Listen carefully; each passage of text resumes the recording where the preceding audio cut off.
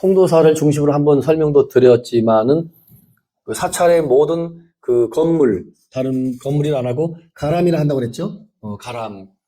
건물을 가람이라고도 하고, 아까 우리 앞에 우리 거사님이 가야 할 때 야자가 무슨 야자 물어보시고, 당시 이제 알고 있지만 또 스님은 다른 한자로 알고 있나 싶어서 물어보셨는데, 그때 가야 할 때 가자가 육가야. 알죠? 삼국시대 이전에 김해에 육가야 있었죠?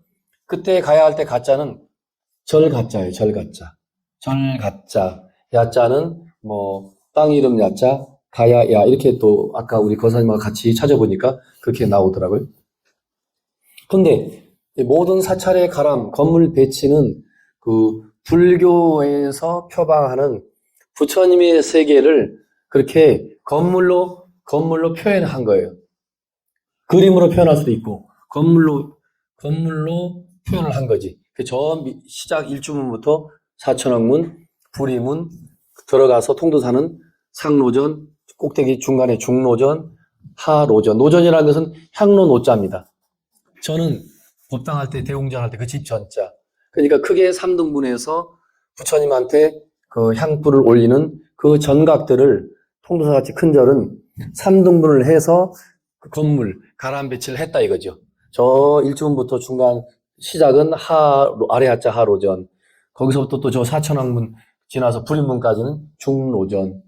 불임문을 통과해서 관음전으로부터 해서 뒤에 대강명전으로 해서 대웅전, 지금 설법전 그 안쪽으로 다 상로전 이렇게 가람 배치를 하기도 합니다. 그리고 대웅전 가운데는 그 어간이라 해서 가운데 문을 사찰에서 쓰는 표현으로 어간 그래요. 어간.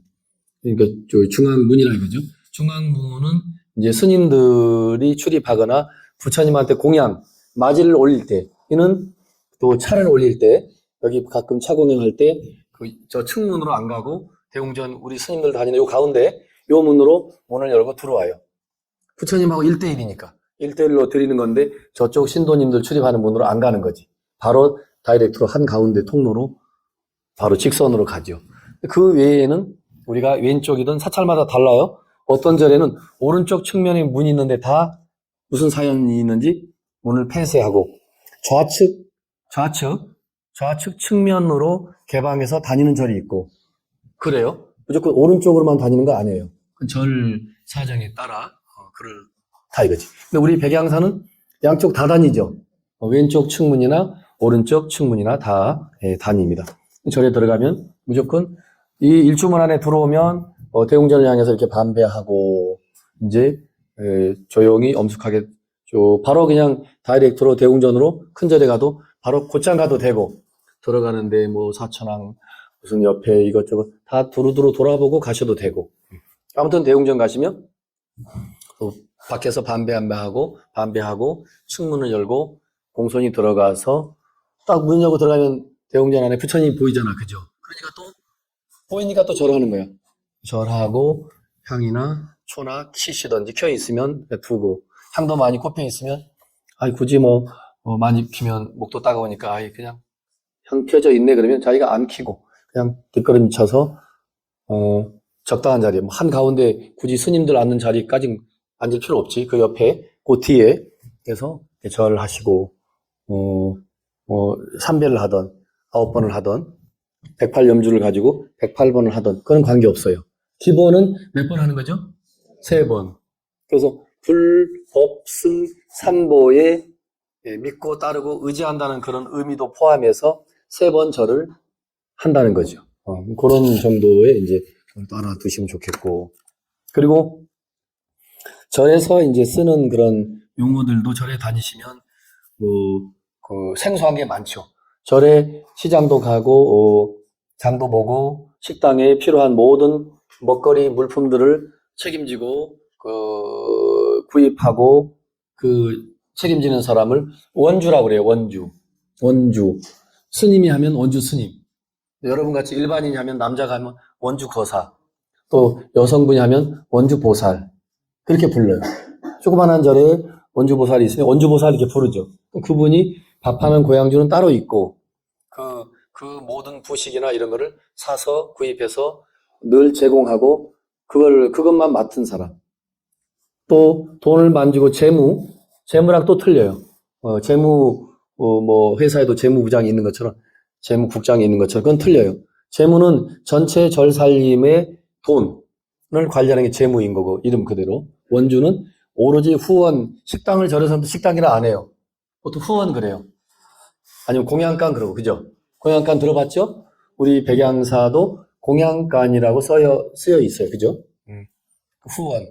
야, 후원에 가서 뭐 좀 가져와. 식당에 가서 뭐 가져와라는 말은 거의 안 써요. 후원에 가서 뭐 하나 가져와라 그래. 후원 그래요. 후원이라는 말이 절에서는 식당이라는 의미로 사용한다는 거, 이런 거. 오늘 이제 입문반이니까 이런 말씀도 이제 두서없이 하는 거고, 그렇게 하고, 꼭 절을 3번 하고, 이제 3번째, 절을 하고, 이렇게 숙이고, 항상 손을 이렇게 들을 필요는 없어요. 고개 숙인 상태에서 이렇게 바닥에 놓고 살짝이 이렇게 하는 거죠. 어떤 사람은 고개 대고 요 귀쯤에 올려가지고 이렇게 하는 사람이 있어. 산토끼도 아니고 산토끼. 이렇게 할 필요 없어요. 그냥 이게 받든다는 뜻이거든. 다 머리가 이마에 거의 닿잖아, 그죠? 닿은 상태에서 손만 짚었던 거를 이렇게 펴서 이렇게 살짝 올리는 척만 이렇게 방정맞게 할 필요는 없어요. 어떤 사람은 또 이렇게 여러 가지 다 이 개인 취향인지. 근데 그건 취향하고 관계없이 그렇게 하면 안 돼요. 딱 놓고 이렇게. 그래서 3번 절하고 이렇게 하고 3번째는 고두레라 해가지고 바로 뻘떡 안 일어나고 3번 절하고 이렇게 하고 다시 한번 고개만 들었다가 다시 고개 숙이고 다시 한번 이렇게 하는 거예요. 고두레라고 그래요. 고두레 고자 머리 두자. 다시 한번 머리를 바닥에 이렇게 쿵 부딪힐 정도로 그래 하고 이제 일어나서 반배 한 60도 정도 뭐 허리 아프신데 뭐 90도까지 안 해도 그냥 하고 이제 본인이 편안하게 앉아서 천수경 읽거나 자기 하고 싶은 걸 하면 되죠. 그런 거. 그 뭐 특별하게 어려울 거 없어요. 그런 정도이고. 그 다음에 이제 그 절에 최고의 여기 주지가 있고 따로 어른 스님이 있으면 회사의 명예회장 마냥 절에서는 회장이라 안 하고 회주라 그래요. 모일 회자, 주인 주자. 그 모임의 주인, 주지보다 더 높은 거죠. 회주가 있다면. 근데 대부분은 이제 개인 절이거나 큰 절을 짓고 당신이 어른이니까 주지라는 이름을 쓰기 뭐 하니까 제자들한테 주지를 물려주고 자기는 뒷방에 있는데 그냥 있으면 또 그러니까 내가 그러면 명예회장이야 이렇게 할 수는 없고 회주라고 그래요. 아니면 조실이라는 명칭이 있어요. 조실. 조실이라는 게 옛날부터 수행자들을 지도하는 큰 스승이죠. 그래서 일반적으로 조실이라고도 쓰는데 대부분 스님들이 어려워해요. 내가 도를 깨친 사람이 아닌데 옛날 스님들처럼 조실이라는 명칭을 쓰는 걸 부담스러워해요. 이게 되셨죠? 그래서 어느 날 갑자기 조실이라는 말을 안 쓰고 회주라는 말을 많이 써요. 대한민국의 모든 절에 가면 뒷방에 어른 스님인데 조실 스님이라고 안 부르고 회주 스님 그래 부릅니다. 그거 처음 아셨죠? 회주. 우리가 불교대 입문반인데 그런 것까지 배워야 돼? 이럴 수 있는데 그것도 우리가 계속 절에 다닐 거니까 아셔야 돼. 그런 용어도 아셔야 되고 그 다음에 이제 통도사, 해인사 같이 우리나라에는 원래는 저 이북까지 다 하면 31개의 본사가 있었다는데 이북에 있는 묘양산, 뭐 신계사, 보현사, 유점사 이런 거 빼고 남한에 있는 본사는 25개예요. 제주도 관음사까지. 그러면 그 본사는 그 행정구역 단위예요. 제주도니까 당연히 제주도 전체를 커버하는 본사지. 경상남도의 본사는 통도사, 하동에 있는 쌍계사, 합천에 있는 해인사. 경상남도에 부산은 부산 직갈시니까 그렇긴 하지만 경상남도에 4개나 있네요. 범어사까지. 범어사는 부산 직갈시지, 그죠? 그렇게 뭐 떼내지 말고 경상남도라는 행정구역 단위로 보면 경상도가 불교가 세긴 세요. 본사가 4개나 있는 거예요. 그런데 부산 직갈시를 중심으로 마산 일부 이렇게 해가지고 천년 고찰들 애부터 내려온 그 행정구역 단위 거기에 속해 있는 큰 절이든 작은 절이든 법무사에서 전부 주지 인사권을 행사하고 관리 감독을 하는 거예요. 통도사는 양산, 창원, 옛날부터 마산, 여기 울산, 울주, 원양 다 포함해서 경주는 불구수가 있고 요 정도를 커버해요. 양산, 부산은 거의 없어요. 이제 따로 절이 만들어져서 충북 괴산에 제가 마하금강사를 지었으면 행정구역상 충북 보울이 있는 법주사로 등록을 해야 되는데 내가 통도사 스님이니까 등록을 통도사에 하는 거지. 저는 하나라도 통도사에 주는 거야. 법주사에 안 주고. 이해되셨죠? 행정구역은 법주사인데 왜 멀리 통도사를 왜 하세요? 내가 통도사에서 중이 됐고 성장했으니까 스님들의 그 마음, 심정적으로 당연히 통도사에서 나를 중을 만들어주고 치워줬는데 모든 재산을 통도사에다 줘야지. 생판 모르는 법주사에 왜 줘? 이해되죠? 그렇게 해서 그렇게 되는 거예요. 근데 통도사, 해인사, 송광사, 수덕사, 이번에 동화사 없어졌지. 총님이. 요 정도. 지금 범어사. 5개네. 지금 총님이라는 게 본사 중에서도 더 큰 본사를 총님이라고 그래요. 그거 아셔야 돼, 총님. 그냥 본사 그러면 그냥 단과대학 몇 개 있는 정도의 대학이라면 총님은 그야말로 종합대학인 거지. 종합대학. 이과, 문과, 뭐 온갖 학과가 수십 개 있는 것처럼 총님은 적어도 선원, 승가 대학, 또 계율을 가르치는 유론, 연부를 가르치는 연부론. 그게 4개죠? 이 4개의 교육기관이 있어야 돼요. 그게 없으면 그 총림에서 결격사유니까 법적으로 해제가 돼요. 국회처럼 조계종 종회의원이 81명이 있어요. 국회의원은 모두 몇 명이죠? 300명이죠. 우리 조계종의 전체를 커버하는 것은 해인사만 종회의원이 3명이고 조계사도 3명이니까 4명이고 나머지 모든 본사는 국회의원격인 조계종을 그 본사를 대표하는 종회의원은 2명씩이에요. 전부 81명이야. 81명. 61명은 다 직선제 선거로 뽑아요. 있는 거 아니에요? 이런 것도 아셔야 돼. 뽑아요. 20명은 비례대표. 국회의원도 비례대표 있죠? 저 사람 교수래. 저 사람 뭐 우주 달 탐사 이런 거 우주과학에 뛰어난 사람이야. 근데 선거로 그런 사람을 다 뽑을 수는 없으니까. 아무리 우주과학에 뛰어나고 그 위에 박사라 해도 유권자들이 또 그런 사람들 싫어하고 안 뽑아주잖아. 그죠? 그쵸? 그냥 말 잘하고 인물 좋고 인기 좋으면 막 국회의원 될 수도 있잖아. 그죠? 실제 나라를 위해서 필요한 사람이 저 우주과학자가 국회의원이 되면 좋겠는데 조계종도 마찬가지. 선거로 뽑는 게 한계가 있으니까 나머지 20명은 전문 분야의 스님들을 그 20명을 스카웃하는 거지. 그죠? 전국구 국회의원 마냥 그게 20명이에요. 근데 그 중에 20명 중에 10명은 비구니 여자 스님들에게 그냥 몽땅 줘요. 비구니 회의에서 너네들이 알아서 10명을 추천해 줘라. 그리고 남자 스님도 10명, 비구 10명. 그렇게 해서 20명, 그래서,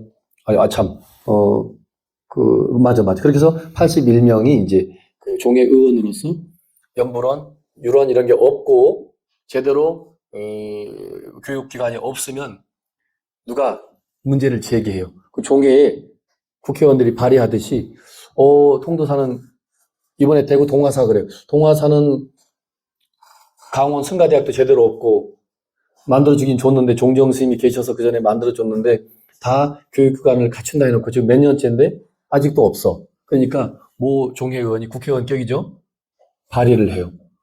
대구 팔군산 동화사는 총림으로서 자격이 없으니 해제를 해야 된다라고 해제하면 일반 본사로 내려가. 일반 본사로 내려가면 그 동화사 주지 스님을 직선으로 뽑아야 돼요. 여기 구청장 뽑듯이 4년 하면 선거로. 총림일 때는 선거가 없어요. 아예. 왜 없을까요? 총림일 때는 왜 없을까요? 총림의 최고 어른이 뭐죠? 아는 분 계시나 봐야지. 총림의 최고 어른 명칭, 직책 이름 방장이라고 그래요. 총림이 없는 일반 본사에 지도자 어른 큰 도인 스님, 옛날에 도인, 그런 스님은 다 통칭 조실 스님 그랬어요, 조실. 근데, 교육기관이 많은 규모가 큰 데는 조실 스님보다 더 의미가 높은 방장이라는 공식 직책을 주는데 그 방장 스님이 그 총림이라는 본사의 주지를 법적으로 지명하게 돼 있어요. 4년에 한 번씩. 2번, 3번 줘도 돼요. 계속 한 사람만 계속 줘도 되는데, 그래 나면 전쟁 나지, 전쟁. 한 사람만 한다 하면, 왜 저 사람만 계속 주지를 줍니까? 하고 이제, 아무리 아랫사람들이지만 대들겠지, 그죠? 그래서 한 사람이 계속 한다는 건 불가능해. 뛰어난 스님이고, 아주 이렇게 역할을 두루두루 노장층에 잘해서 인기가 짱이면 2번, 3번 할 수 있겠지만, 거의 불가능해요. 그 나이 70 넘으면 못해. 본사 주지는. 만으로 70. 넘으면 주지 능력이 아무리 출중해도 주지 자격이 없어요. 그 총림은 지금 얼마 전에 대구 동화사가 총림에서 일반 본사로 한 당에 내려온 거지. 이해되시죠? 그냥 총림이 해제된 거야. 정식으로 법적으로 총림이 해제됐으니까 당신은 이제 동화사 본사 주지의 지명권이 없는 거죠. 각자 좋은 뜻으로 각자 좋은 스님을 추천해서 단독 출마하면 무투표 당선, 2명 출마하면 무조건 선거를 해야 돼. 조계종도 이 세상의 민주주의 선거 제도가 우리 조계종에도 그대로 지금 들어와 있어요. 이런 걸 또 그래서 회주라고 하기도 하고 또 법주 스님이라는 말도 써요. 법주. 법의 주인이라는 거예요. 법주. 보통 이런저런 어른은 회주 스님 그러지 법주 스님 그러진 않고 법주라는 말은 보통 우리가 이제 49제 지낼 때 연부를 잘 하시고 더 선배고 더 연장자인 스님이 요령을 들고 흔들어요. 요령을 붙잡은 스님이 법주야.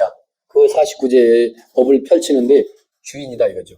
그 옆에 보조 역할하는 사람을 보조로 안 하고 자 따라하세요. 바라제라고 그래요.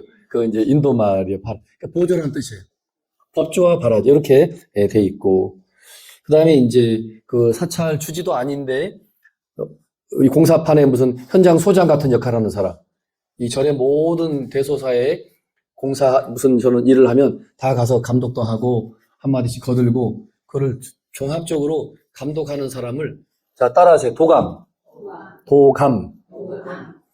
지금 현재도 조계종에서 많이 사찰에서 쓰는 이름이에요. 도감 스님 그래요. 주지 말고 도감. 그 다음에 이제 산내 암자의 주지 스님은 절대 산내 암자의 주지 스님은 주지 스님이라고 안 해요. 통도사에 17개, 18개 암자가 있다고 그랬죠? 그러면 일반 신도들은 통도사에 극락강 가면 주지 스님, 간혹 하는 사람이 있을 수도 있겠지만 하도 오래 사용을 해서 다 공식적으로 감원 스님이라고 불러요. 감원. 감독할 감자야. 지 원자. 그러니까 주지라는 말이나 감원이라는 말이나 그게 그거지만 큰절 산 속에 산 안에 있는 암자를 산 안에 있다 해서 산내 그래요. 경주에 산내면 있죠. 산 바깥은 뭐라고 하죠? 산 외면. 그 절에서는 산내 암자라고 하고 산의 암자란 말은 안 써요. 산의 암자란 말 쓸 게 없지. 산 바깥에 울산, 창원 여기는 말사라고 그러지. 말사. 들어봤죠? 회사 같으면 지사.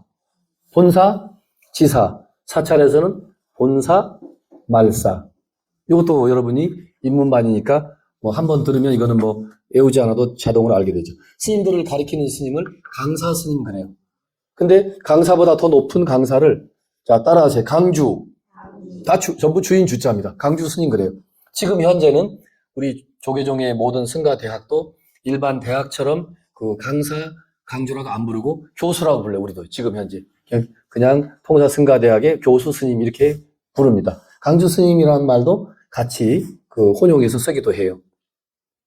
근데 종무소에는 이제 굳이 몰라도 되겠지만 7자리가 있어요. 7국장. 주지 밑에 7국장이 있고 국장 아래에 과장이 또 7명 있어요. 한 50년 전에는 절지만 규모가 안 크니까 주지 1인 하고 3국장, 3과장 체제였어요. 그럼 모두 7명이죠. 지금은 종무소 큰절의 행정을 맡아서 하는 사람이 모두 15명인 거지. 주지 1명과 7국장 7과장이니까 14명에 15명이지. 그죠? 그렇게 규모가 커졌어요. 그리고 삼선하는 선원을 중심으로 그 책임지는 스님을 선원장 그러고 선원장. 그 선원에 50명이 있으면 여기 인문반처럼 이렇게 30명이 있으면 여기에 이 인문반의 대표를 우리 회장이라 하잖아요. 근데 선원에서는 회장이라 안 하고 자 따라하세요. 입승. 입승이라고 많이 하고 또 다른 말로는 열중이라고 그래요. 열중 해봐요. 열중. 열중샷 해봐요. 열중샷. 그 열중이에요.